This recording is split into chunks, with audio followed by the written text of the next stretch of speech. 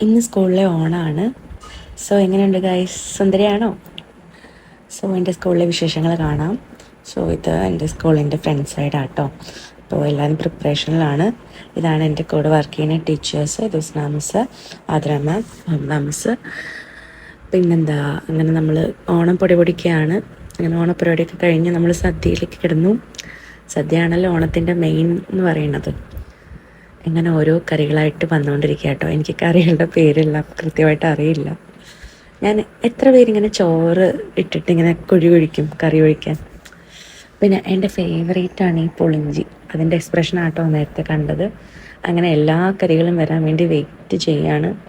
എല്ലാ കറികളും വന്നിട്ടേ ഞാൻ കഴിക്കുള്ളൂ കേട്ടോ. അങ്ങനെ കറികളൊക്കെ വന്നുകൊണ്ടിരിക്കുന്നു.